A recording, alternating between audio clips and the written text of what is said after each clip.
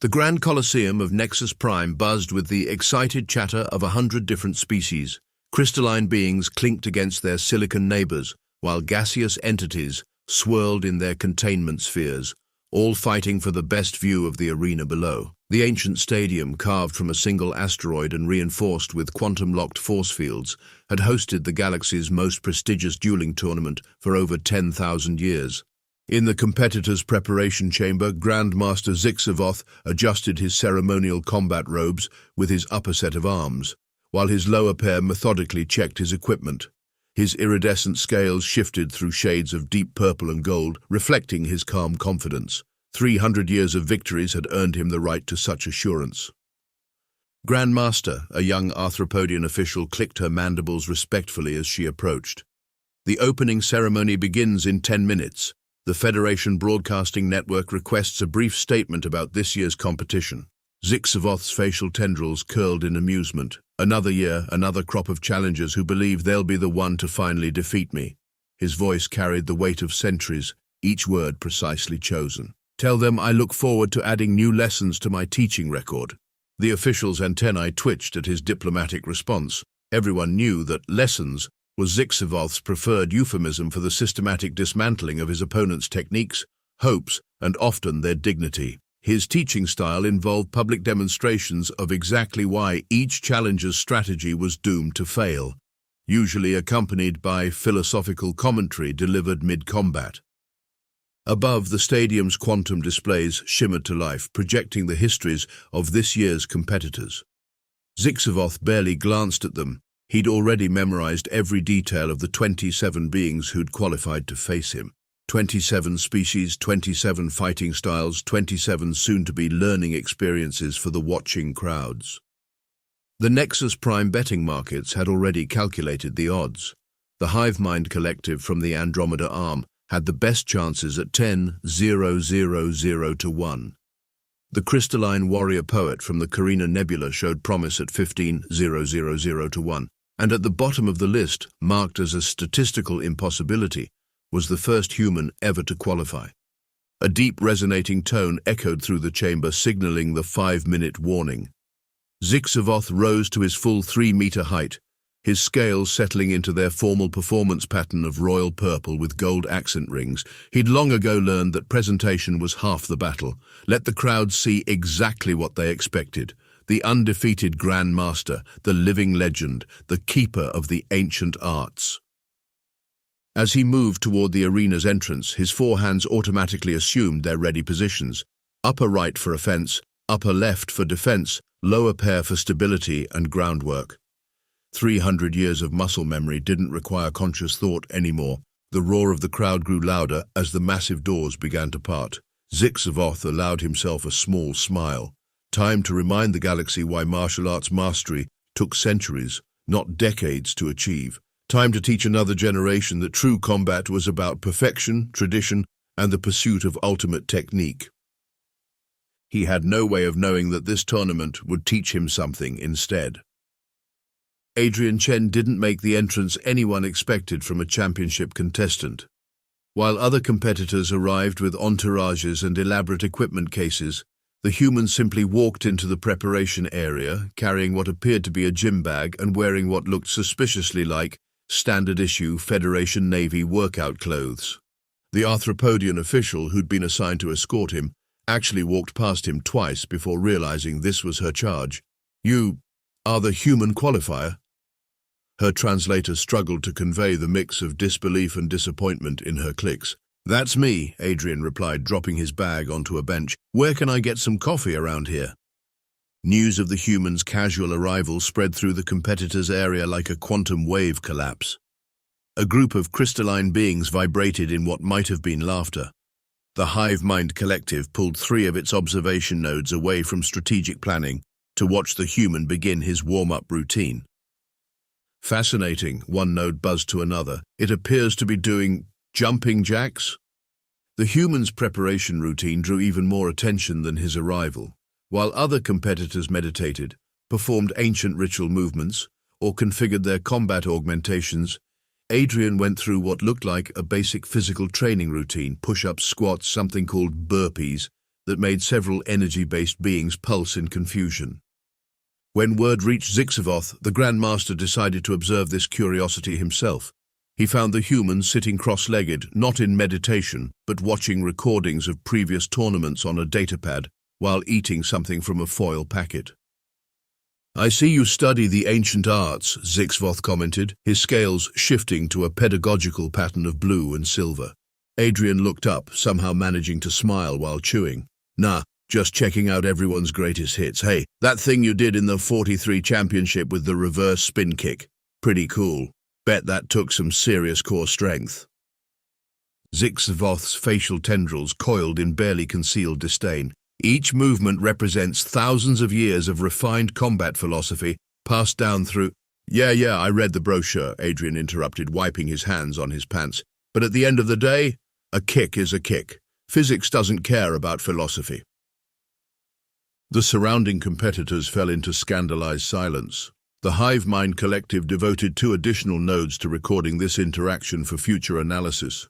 Even the cleaning drones stopped their work to watch. "I look forward to demonstrating the difference between mere physical action and true mastery," Zyx'voth said, his scales now pulsing with barely contained indignation.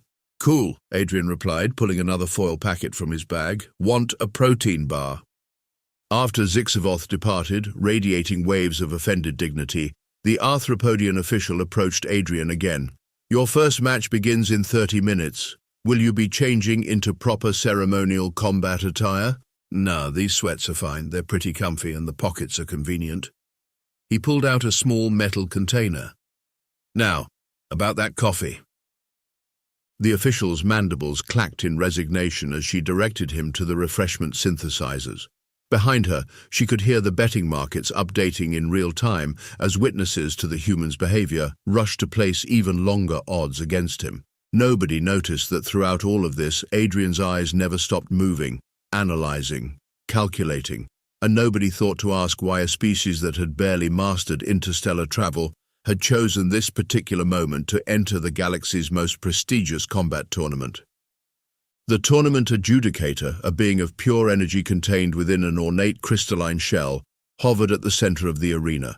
Its voice resonated through the quantum-linked translators, explaining the ancient rules to the assembled competitors and the watching galaxy. "The art of galactic combat follows the 5-fold path," it announced. "Mind, matter, energy, space, and time. Each round tests mastery of one aspect. Victory requires excellence in all." Adrian stood among the other competitors, absent-mindedly sipping his 4th cup of coffee, while the adjudicator continued its explanation. The rules were, objectively, ridiculous.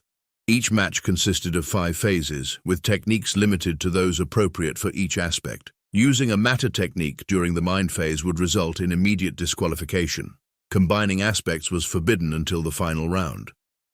His first opponent was a quantum monk from the Carina Nebula, a being that existed in multiple probability states simultaneously. The monk bowed in 7 dimensions at once.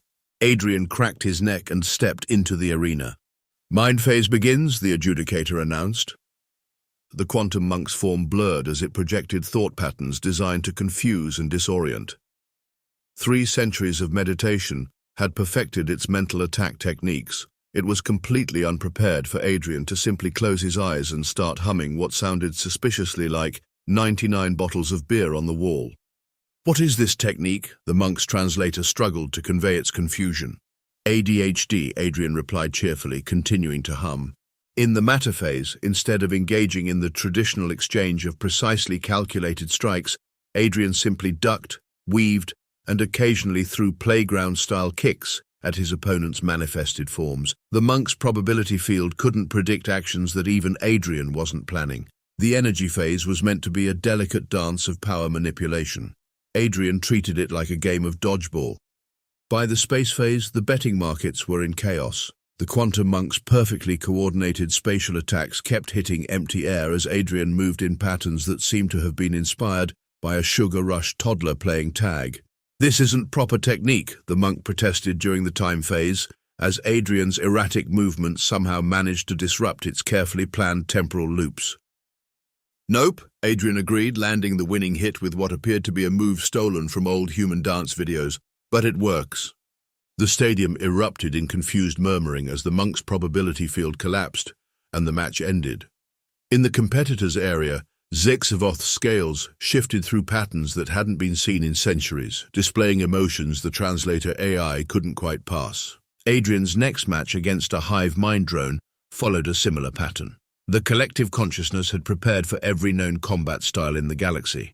It hadn't prepared for what Adrian called winging it. The human appears to be using techniques from what they call action movies, one of the sports commentators noted, their tentacles writhing in confusion. That last move was from a video game, their co-host corrected. Our cultural database identifies it as something called button mashing. As Adrian advanced through the ranks, his methods became increasingly baffling to the traditional martial artists. He combined wrestling moves with dance steps, threw in bits of parkour, and occasionally just ran around until his opponents tired themselves out. The betting markets had gone from giving him impossible odds to simply displaying error does not compute whenever anyone tried to place a wager on his matches. But where is the philosophy behind your actions? Demanded a defeated energy being, its aura flickering in distress. Oh, I've got a philosophy, Adrian replied, pulling out another protein bar. It's called whatever works. In the competitor's preparation area, Zyx'voth watched the recordings of each match with increasing intensity. His scales had settled into a pattern that hadn't been seen in millennia, one that the oldest text described as dawning comprehension of impending doom. The tournament officials were in a state of near panic. Every attempt to disqualify Adrian had failed because he wasn't technically breaking any rules.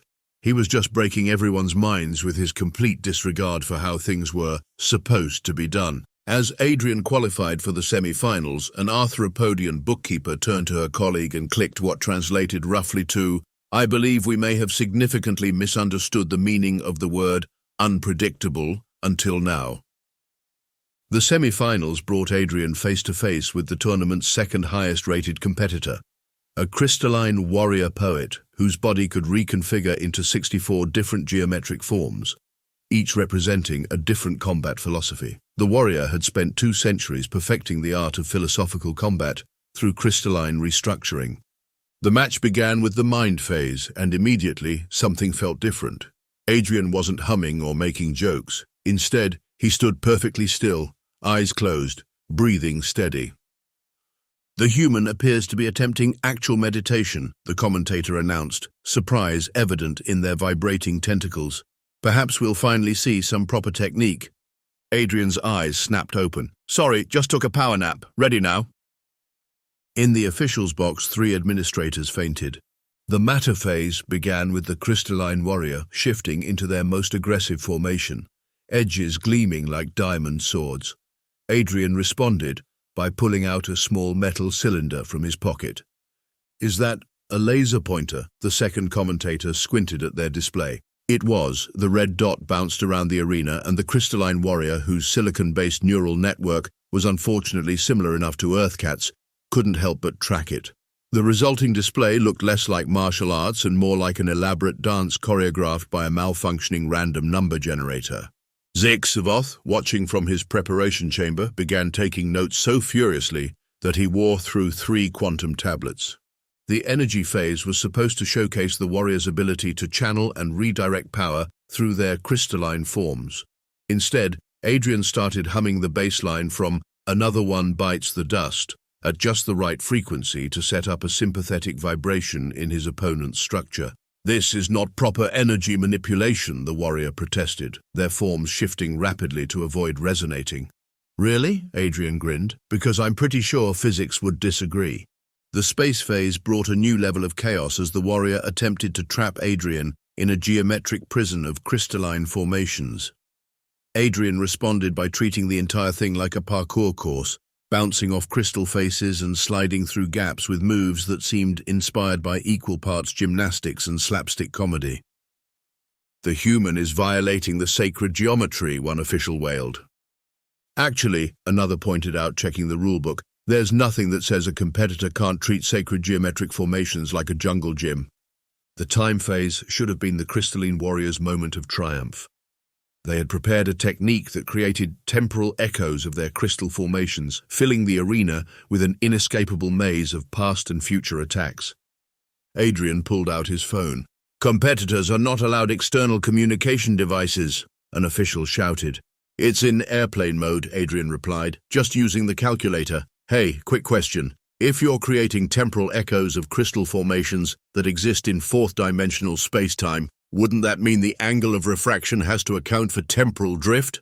The warrior paused, running the calculations. In that moment of distraction, Adrian closed the distance and tapped a specific point on their central matrix. The entire temporal crystal construct collapsed. "How?" the warrior demanded as their forms shifted back to basic geometry. "That should have been mathematically impossible." "Nah," Adrian stretched his shoulders. "You just forgot to carry the two." In the aftermath, the tournament officials huddled in emergency session. The rulebook had been written over 10,000 years ago. Nobody had ever thought to prohibit the use of laser pointers, phone calculators, or queen songs as combat techniques. Meanwhile, in his chamber, Zyx'voth had entered a state of deep meditation. His scales cycled through colors so rapidly that the monitoring systems gave up trying to catalogue them. The last time anyone had seen him this disturbed was 3 centuries ago, when someone had suggested that maybe traditional forms could be updated for modern times. But it was the hive mind collective that first began to understand what was really happening. Their observation nodes had been analyzing every match, every seemingly random movement, every improper technique. As they compiled the data, a pattern emerged that sent ripples of alarm through their collective consciousness. "The human," they announced to no one in particular, "is not using no technique. The human is using every technique, simultaneously, imperfectly, on purpose." A junior administrator looked up from their consolation drinking. "What do you mean?" "Each apparently random movement contains elements of multiple traditional forms, deliberately performed incorrectly to hide their presence. The human has been learning from every opponent, incorporating fragments of their styles into an ever-evolving hybrid form that should not work but does." The administrators stared at their drink. "That's impossible. The forms are meant to be perfect, pure." "Humans," the hive mind observed, "appear to have missed that memo." In his prep room, Adrian finished his 15th cup of coffee and pulled up the tournament brackets on his phone. One more match to go. Behind him, pinned to the wall, was a small piece of paper that none of the aliens had thought to examine closely. On it was a single equation surrounded by notes, diagrams, and what appeared to be doodles of stick figures doing impossible things. At the top of the paper was a title, "How to Beat a 300-Year Champion in 5 Easy Steps, and Look Like You're Making It Up as You Go Along." The Grand Colosseum of Nexus Prime had never been so quiet. 300 years of certainty had created an atmosphere where finals matches were more ceremonial than competitive. But today, nobody knew what to expect. Zyx'voth entered first, his scales set in the traditional pattern of combat readiness. All 4 arms moved through the ritual forms with perfect precision. He looked exactly as he had for 3 centuries of finals matches. Adrian walked in drinking an energy drink through a crazy straw. "The final match," the tournament adjudicator announced, its crystalline shell vibrating with tension, "will now begin."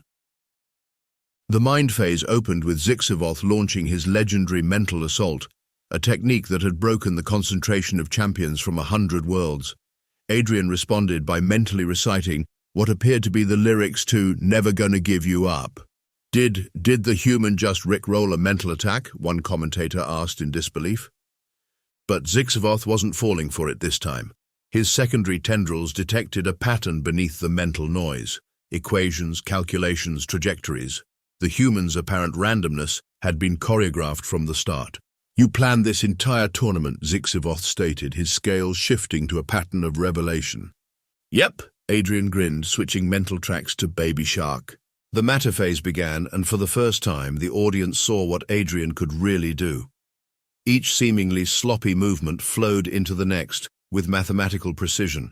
Every stumble placed him exactly where he needed to be. 300 years of combat experience met humanity's talent for turning random chance into an art form.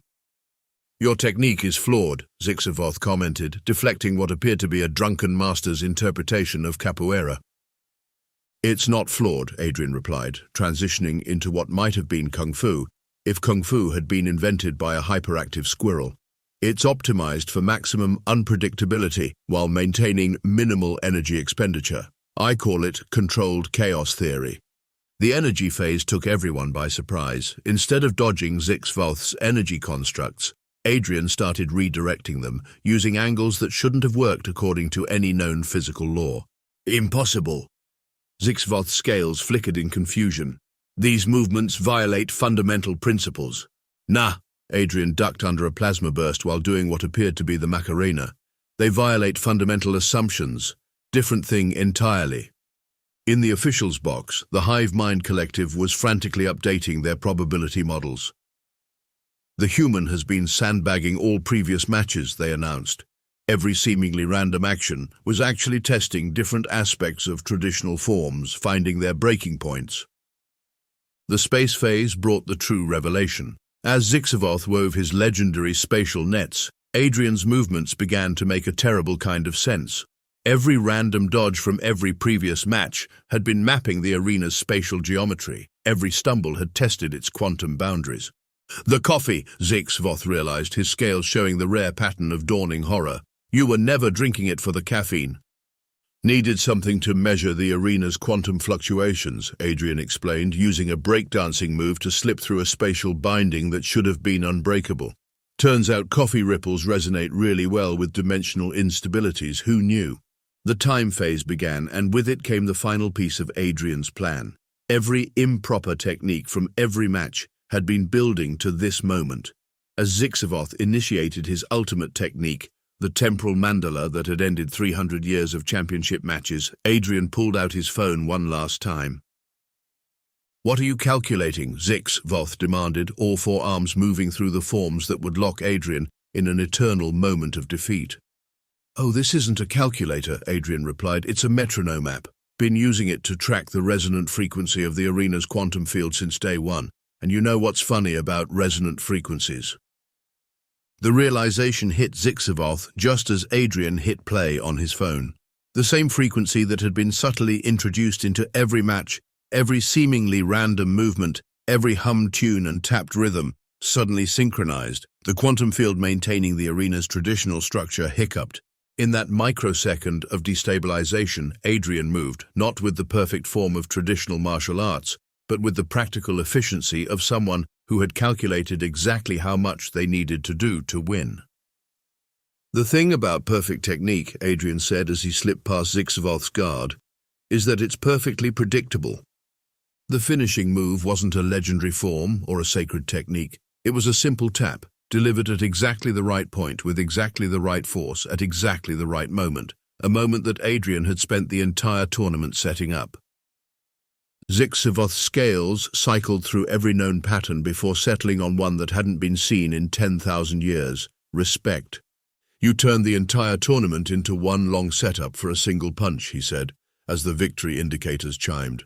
Nope, Adrian stretched. Turned it into a learning experience. Isn't that what you're always saying about your matches? The stadium erupted in chaos. Betting systems across the galaxy crashed simultaneously. The Hive Mind Collective devoted an entire node just to appreciating the irony. And in the officials' box, the tournament adjudicator made a note to update the rulebook. They needed a new section specifically prohibiting the weaponization of 20th century pop music. The aftermath of the tournament sent ripples through galactic society that would be felt for centuries. Betting houses across 3 spiral arms declared force majeure and shut down for a week to recalculate their entire probability frameworks. The Hive Mind Collective had to spawn 17 new nodes just to process the implications. In the Grand Colosseum's meditation chamber, Zyx'voth sat with Adrian, both enjoying a post-match drink, traditional fermented starlight for the former champion, and something called a chocolate protein shake for the new one. 300 years, Zyx'voth mused, his scales now showing a pattern of philosophical contemplation. 300 years of perfecting technique, and you beat me with what appeared to be a combination of physics, chaos theory, and what you called vibing. That's the thing about perfection, Adrian replied, slurping his shake. It doesn't leave room for evolution. You got so good at the traditional forms that everyone knew exactly what you would do. I just had to figure out how to use that predictability against you. The tournament adjudicator floated in, its crystalline shell still showing cracks from the stress of the final match. The Council of Masters requests an explanation of your methodology. They are struggling with the implications. Tell them to check their quantum physics textbooks, Adrian grinned, specifically the parts about observation affecting outcomes. Turns out that applies to martial arts too. The more you try to perfect a form, the more you lock it into a single state of possibility. Across the galaxy, combat dojos were already adapting. The quantum monks had begun incorporating unpredictability training into their probability matrices. The crystalline warrior poets were experimenting with asymmetric geometric forms. Even the Hivemind Collective was working on algorithms for controlled randomness. But the coffee, Zyx'voth had to ask, 15 cups per day. Oh, that was just because I like coffee, Adrian admitted. The quantum measurements came from this. He pulled out a small device that had been hidden in his shoe. Basic scanner. The coffee thing just seemed like a good cover story. Got everyone so focused on my caffeine intake that nobody thought to check my footwear. The news feeds were having a field day. Human chaos theory defeats centuries of tradition, blazed across quantum billboards. Is traditional combat dead? Asked the scholarly journals. 10 ways to add unpredictability to your training. Number 7 will shock you, promised the combat blogs. You know what the really funny part is? Adrian said, finishing his shake. Back home, I'm considered pretty conventional. Wait until they meet some of our real martial arts innovators. The color drained from every official within earshot. Zyx'voth's scales shifted to a new pattern, one that combined amusement, concern, and a touch of anticipation. You speak as though this was merely a test run. More like a proof of concept, Adrian confirmed. Humanity wanted to know if our approach to problem solving would work at the galactic level. I'd say we got our answer. The implications hit the Hivemind Collective first. Their probability models suggested that if this was humanity's idea of a polite introduction to their combat capabilities, the galaxy's martial arts community was in for some interesting times. The Council will need to completely revise the rulebook, the adjudicator fretted. Won't help, Adrian said cheerfully. You'll just give us more rules to work with. More constraints equal more creative solutions. That's kind of our thing. As the sun set over Nexus Prime, casting rainbow refractions through the quantum field, Zyx'voth finally understood. It wasn't that humans didn't respect tradition, they just refused to be limited by it. Every rule was a challenge, every limitation an invitation to innovate. I have taught for 300 years, he announced, scales settling into a pattern of certainty. But today I learned something new. The perfect technique is not the one that cannot be improved, but the one that leaves room for evolution. That's pretty deep, Adrian nodded. Mind if I put that on a t-shirt? Could make a fortune in the martial arts merchandise market. The new betting odds were already being calculated for next year's tournament. The Galactic sports networks were running endless analyses of the human style. Combat schools across 3 galaxies were updating their curricula to include sections on adaptive randomization and strategic unpredictability. And in a quiet corner of the competitors' area, Adrian Chen, the human who had turned the galaxy's most prestigious martial arts tournament into what one commentator called a masterclass in controlled chaos, pulled out his phone and sent a simple message back to Earth. Mission accomplished, send the rest.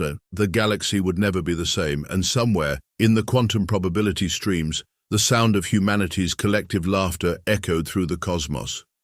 The game was on, and they'd just finished their warm-up.